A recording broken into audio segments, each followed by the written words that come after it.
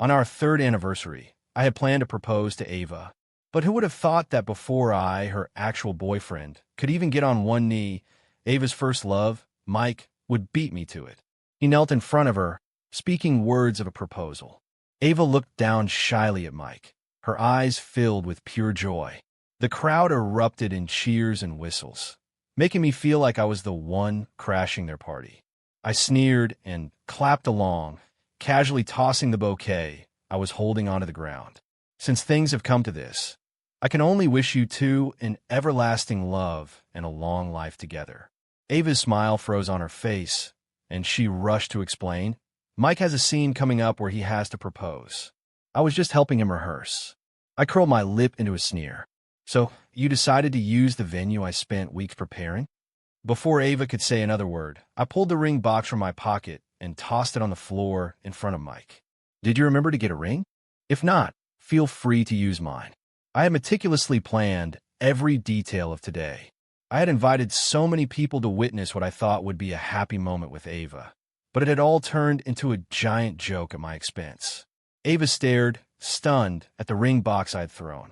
Mike looked at me with a face of pure innocence. Wow, I had no idea you were planning to. I cut him off, my patience gone. Are you blind? Did you not see the decorations? Everyone here knew except you. Unexpectedly, my words seemed to set something off in Ava. James, can't you be civil? Do you have to be so sarcastic?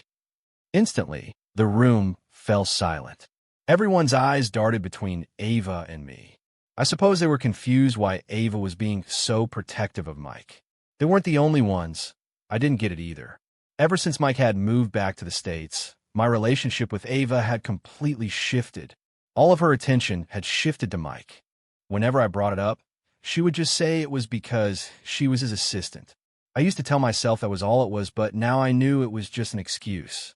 Seeing that I wasn't saying anything, Ava grabbed Mike and started dragging him toward the door. She never once glanced down at the ring box on the floor. As she passed me, she stopped and shot me a fierce glare. You need to think long and hard about whether you were the one who went too far today. As I listened to their footsteps fade, I started laughing again. I laughed at my own foolish sincerity, laughed that I had loved a woman like that for all these years. The remaining guests must have thought I'd lost my mind, because they all rushed over to comfort me.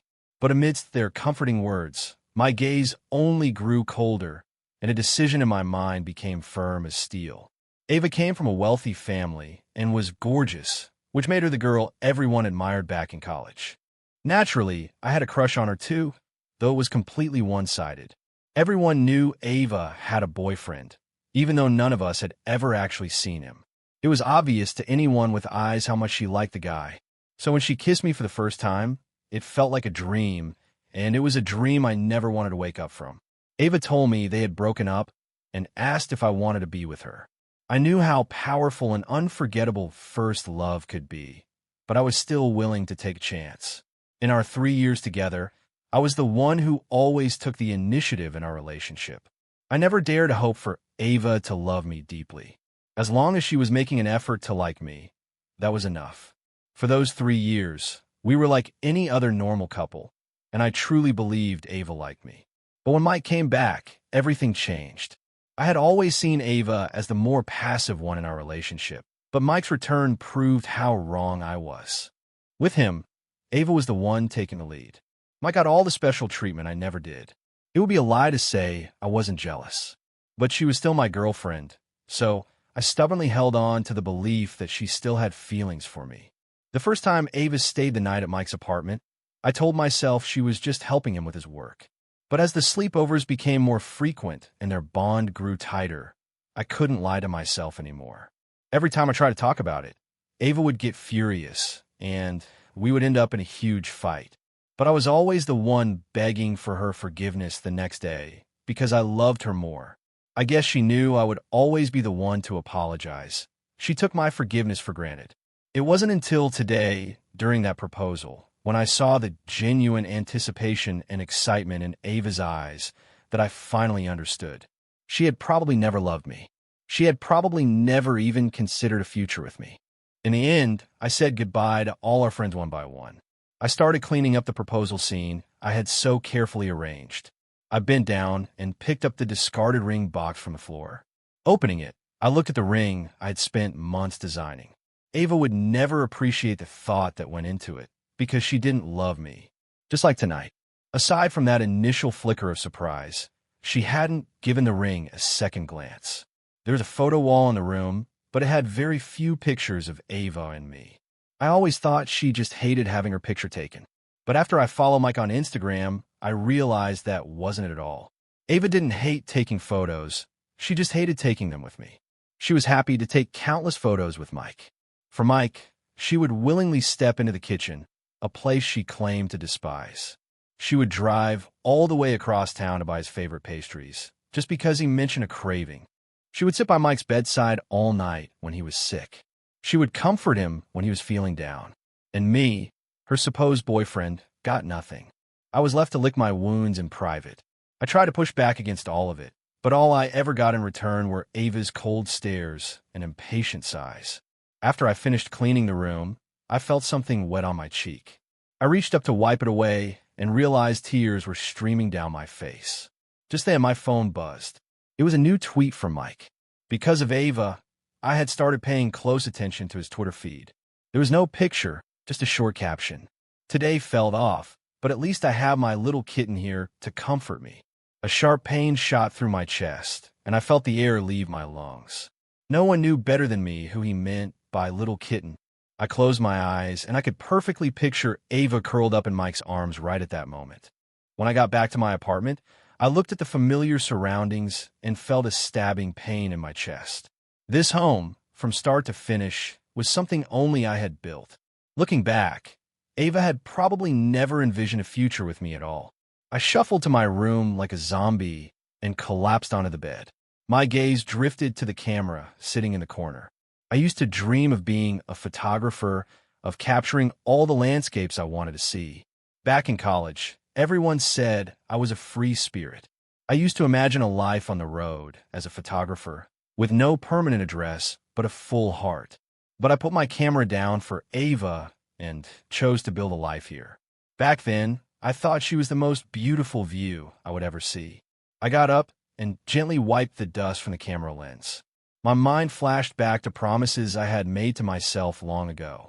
I quickly booted up my computer and looked up the research expedition I had been following for years. Sure enough, they still had a posting for a photographer on their website. I thought about it for a long time before finally sending in my application. Even as I drifted off into a deep sleep, Ava still hadn't come home. The next morning, I was just stepping out of the bathroom when I heard the key turn in the lock. But unlike every other time, I didn't go to the door to greet Ava. Instead, I walked over to the living room and powered on my laptop.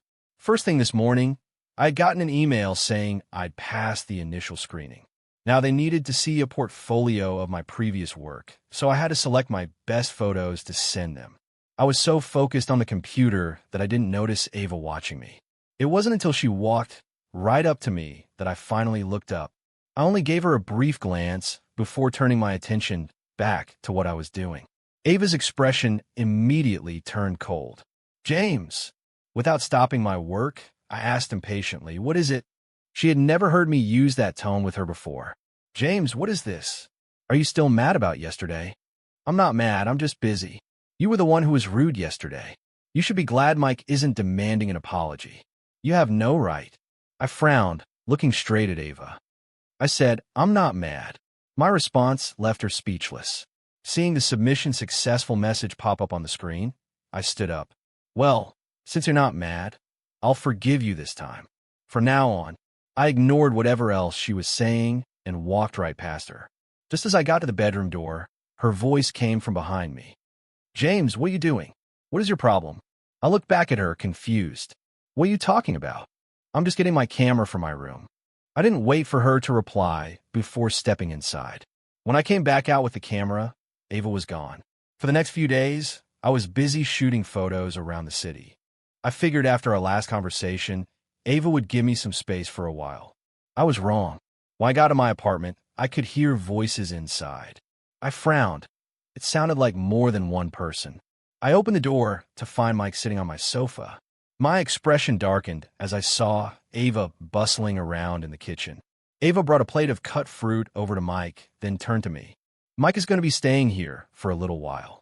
Can you please clean out the spare room for him? I clenched the keys in my hand, a cold feeling spreading through my chest. But I just offered a small smile. Sure, I'll get to it in a bit. Ava looked surprised by my compliance. Fine, it would be best if you could do it now. I didn't spare them another glance and went into my room. A few moments later, the doorbell rang. Ava answered it and happily took the food from the delivery driver. She brought the food over to Mike, but then she noticed there was only one main dish and a side of rice. She looked at me, annoyed. Why did you order so little? And you got the potato dish. Mike hates potatoes. I sneered, walking over to grab the container. Because this is my dinner, not yours. The expressions on both of their faces froze. I pretended not to notice and started eating. What did I care if Mike didn't like potatoes? I liked them, and that's all that mattered. James, are you still angry with me? I am sorry. Okay. Why are you apologizing? Ava? He's the one who's in the wrong. Mike interjected. I just kept eating, casually scrolling through the expedition team's website on my phone. Seeing that I wasn't taking the bait, Ava said angrily, James, are you trying to give me an attitude? I shook my head and looked at her calmly. No, I'm just taking care of some things. What things? You don't even have a job. I frowned, then let a disdainful smirk cross my lips as I looked at her with open impatience. I picked up my food and moved to the dining room, leaving her standing there as her face went from pale to beet red. A short time later, I got the news that I had passed the final review for the expedition. They told me I needed to go in for a medical examination. When I got to the clinic, I unexpectedly ran into Ava and Mike. They were walking toward the obstetrics wing. I followed at a distance and watched them retrieve a stack of papers from an automated kiosk. As Mike pulled her close, his hand rested gently on Ava's stomach. They didn't notice a single sheet of paper slip from the stack and fall to the floor. I carefully bent down to pick it up. It was a lab report for a pregnancy and paternity test. The mother's name was Ava Johnson. The father's name was Mike Williams. In that instant, I felt the blood turn to ice in my veins. I walked out of the clinic in a daze. They were having a child together. So what did that make me? Mike was in the middle of a rising career. He would never publicly acknowledge Ava or the baby. So what was her plan? Did she expect me to be the fallback guy? To play the part of the father and help her raise Mike's child? A torrent of thoughts flooded my mind. All the resentment and hurt I'd been suppressing came crashing down on me. Just then, my phone rang. It was the expedition leader calling to ask if I was still sure about the photographer position. If I had any hesitation before, it was gone now. My answer was crystal clear. I'm sure. After hanging up, I glanced back at the clinic. I knew Ava must be thrilled about the baby's arrival, but only because it was Mike's. A bitter smile touched my lips. Fine, so be it. For the past 3 years, I had just been blind. I went straight home, packed my bags, and booked a one-way flight to Denver. At that moment, my disgust for Ava had reached its absolute peak. Before I left, I even sold a condo. How could I let Mike move in and live comfortably in a place I'd bought? I had worked myself to the bone to afford this place. Also, Ava could have a better life with me. I couldn't count the number of client dinners I'd had to stomach or the sleepless nights I'd endured to close that deal. But I told myself I was happy because I thought I was building a beautiful future with Ava. I realized later how wrong I was. Ava never cared about any of that. She would have gladly struggled through hard times as long as she was doing it with Mike. I shook my head, trying to force the thoughts of her from my mind. I switched my phone to airplane mode and got on the plane. The moment I landed and turned it back on, a flood of messages from Ava came through. You sold the condo? Are you insane, James? Where are you? Pick up your phone. You're not answering my calls. What is your problem? James, you're going to regret this. I raised an eyebrow, impressed with how fast the real estate agent had worked. It made sense, though. The condo was in a great location with good light, and I'd priced it to sell. It was no surprise it went fast. I didn't bother replying to Ava and simply deleted her number from my contacts. Her messages were a good reminder. I went through my phone and systematically deleted every trace of her. I also unfollowed Mike on Twitter. Looking back, I realized how pathetic I'd been, constantly checking my social media. Because of her, I had become a jealous clown. I looked up at the vast, clear sky and took a deep, cleansing breath. But that was all in the past. My new life was just beginning. I never received another message from Ava. I figured she couldn't be bothered to find another way to contact me. She was probably secretly relieved. With me gone, Mike could finally take my place. A month went by.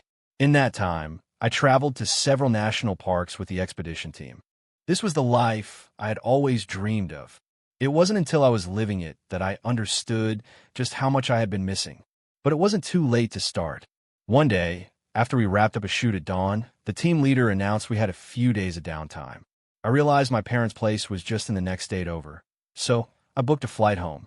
The moment I reached my parents' front door, I froze. After a moment, I collected myself and tried to pretend I hadn't seen the person standing there. But I only took a few steps before Ava moved to block my path. Seeing her standing in my way, a wave of impatience washed over me. I pulled a cigarette from my pack and lit it. The nicotine helped calm the immediate urge to just turn around and walk away. Why haven't you answered any of my messages? Ava's question broke the silence. I looked at her properly for the first time. She had lost weight, and her face was etched with weariness and exhaustion. I had rarely seen her look so worn down. She usually carried herself like a pampered princess, always looking down on me with a faintly disdainful air.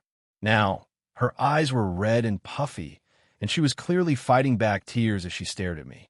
I looked away, unable to meet her gaze any longer. Through a cloud of smoke, I let out a humorless smirk. We're broken up, Ava. The color drained from her face. You never said that. I sneered. Well, I'm saying it now. I don't agree.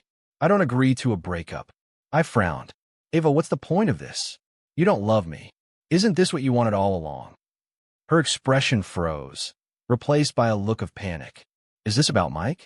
I told you, there's nothing going on between us. Why won't you believe me?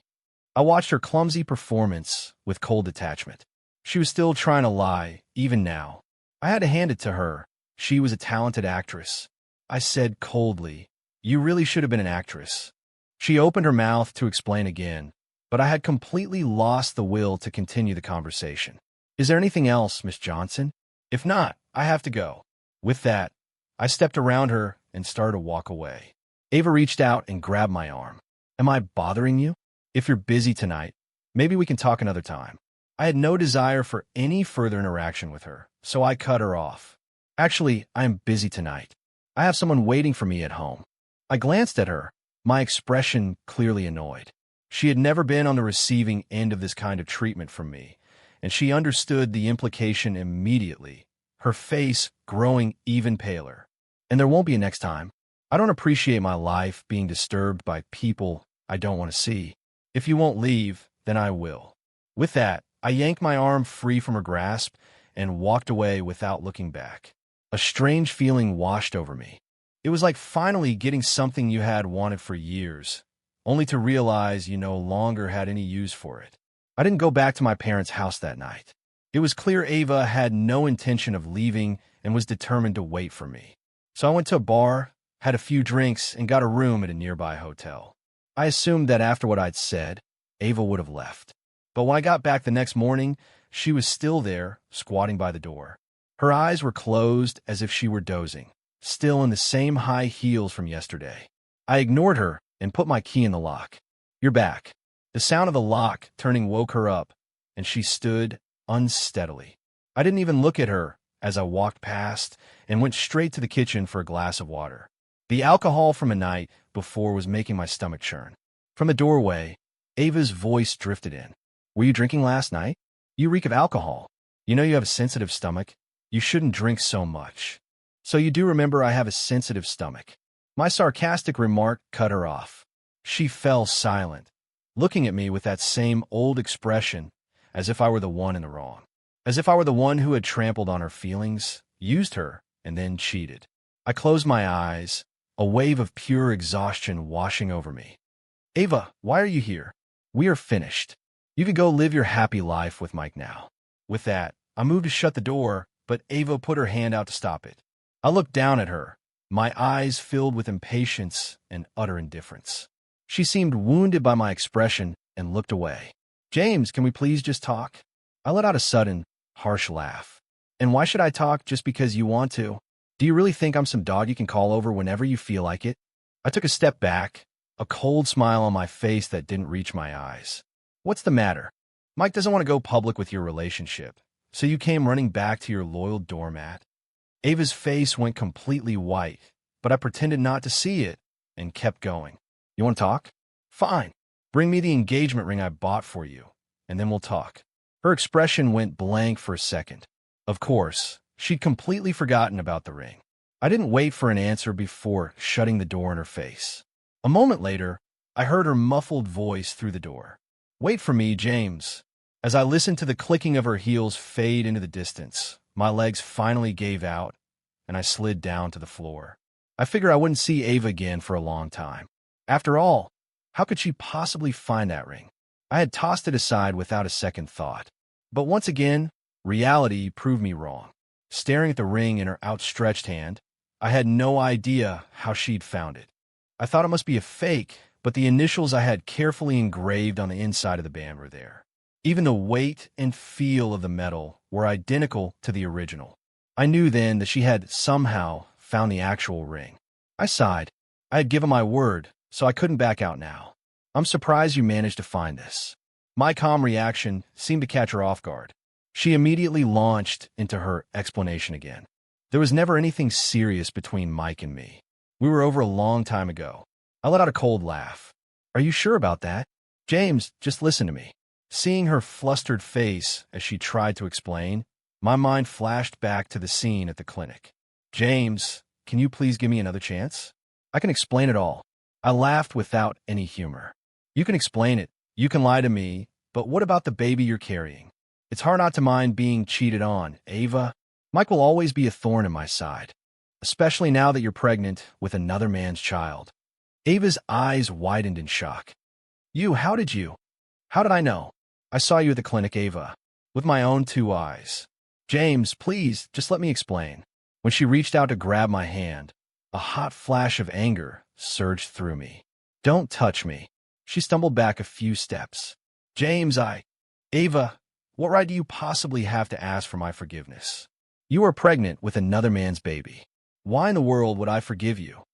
Seeing the pained look on her face, I felt a brief flicker of satisfaction. But that feeling was tangled up with a dozen other emotions swirling inside me. I looked away, afraid that if I kept looking at her, my resolve might weaken. Go home, Ava. Don't come looking for me again. I'm Busse. I turned and headed for the kitchen to make myself some lunch. Her tearful voice followed me.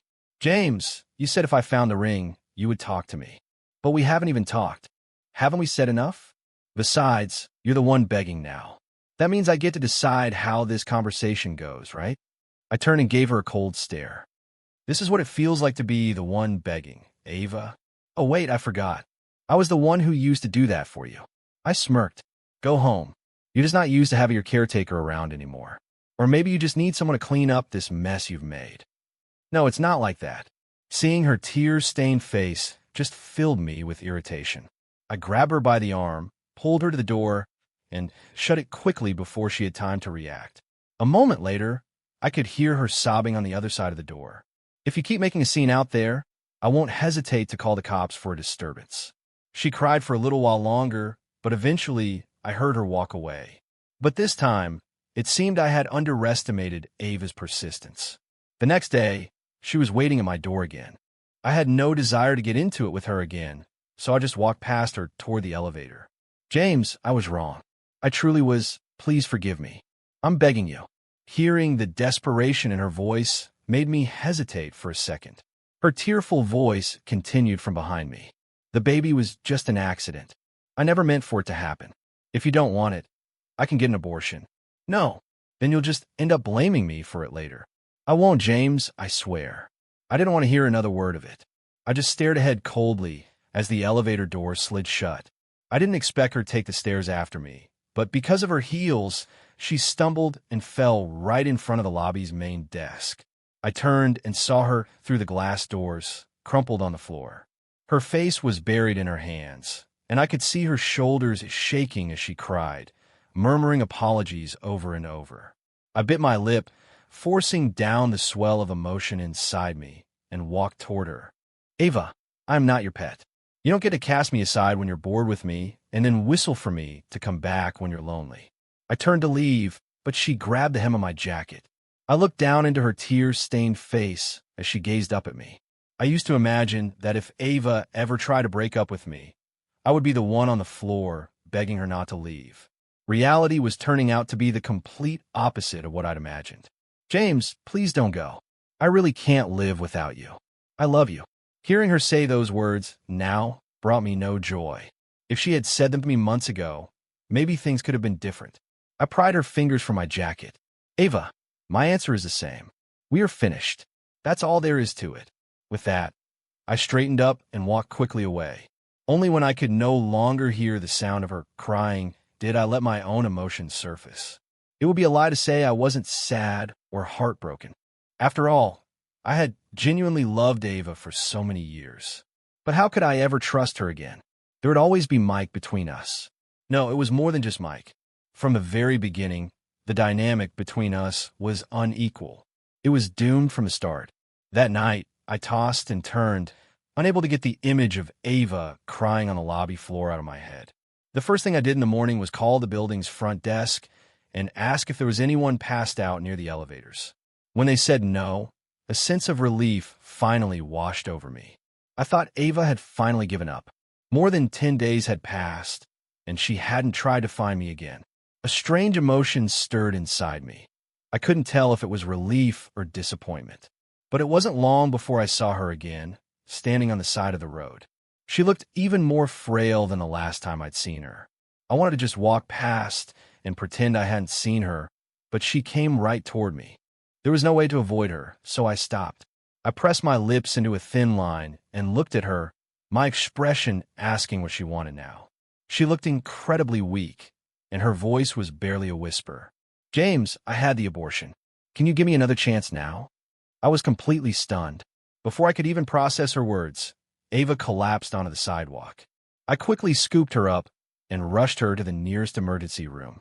After taking care of the bill, I stood there looking at Ava lying weakly in a hospital bed.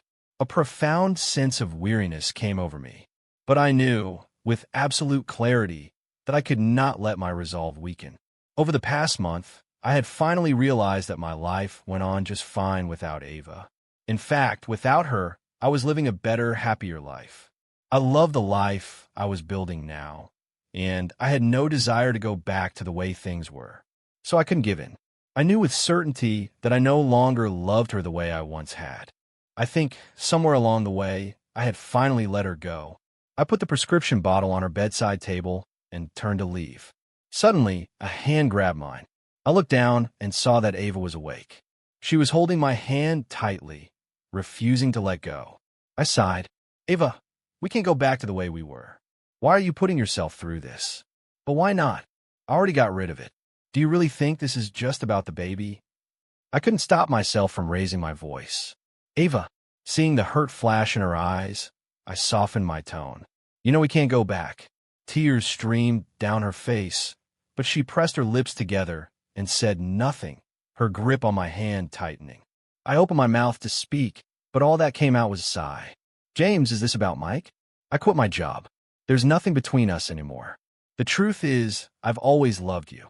Hearing Ava say she loved me stirred nothing inside me now. I was just confused about my feelings for him at first, she continued. I realized later that I didn't love him. It was just a feeling I couldn't let go of from when we were young. The baby was just an accident from one drunken night. I swear. I cut her off before she could finish. Ava, I can't get past it. If we got back together, every single day, I would just picture the two of you together. And besides that, Ava, I don't love you anymore. So please, stop coming to find me, okay? My words made her flinch, and I knew I had hurt her. But I had to be cruel, because I couldn't give her any false hope. This was the only way for both of us to move on. After I spoke, Ava didn't say another word. The room was quiet. She just lowered her head, lost in her own thoughts. I wasn't in a rush. I just waited quietly for her to accept it. After a long moment, her muffled voice filled the small room. James, is there really no chance for us at all? My gaze drifted to the busy street below, the sounds of traffic a stark contrast to the silence in the room. Scenes from the last 3 years flashed through my mind. I smiled faintly. There isn't. The night of the proposal, whatever love I had for you started to die. I felt her hand tighten around mine, and then a warm drop landed on my skin. I knew she was crying again. It used to be so rare for her to show any strong emotion around me. Now, it seemed like she cried every time she saw me. I felt her grip on my hand slowly loosen. I knew she was finally letting go. The prescription is on the table. Make sure you take it. With that, I turned and walked out of the room. Just as the door clicked shut, I heard her tearful, "I'm sorry," one last time. The hallway was bright with afternoon sunlight. I stood there for a moment, looking at the closed door, a complex mix of emotions washing over me. Behind that door lay 3 years of my life, a love I had given everything to. Maybe life is always full of regrets, but that didn't mean I had to stay trapped in the past. It was time to embrace the future, one that belonged only to me. After that day, Ava never bothered me again. The expedition team's work started taking us overseas more often, so I spent less and less time back in the States. The next time I saw her was at my wedding. I was at the entrance greeting guests when someone from the venue staff brought over a gift box containing a pair of matching wristwatches. It came with a small card, and I recognized the handwriting instantly. It was from Ava. On this beautiful day, I wish you a lifetime of peace, joy, and all your heart's desires. I looked up from the card just in time to see a figure in a white dress hurrying away, as if she were fleeing the scene. I smiled and placed the card back in the box. Perhaps this was the best ending for us after all.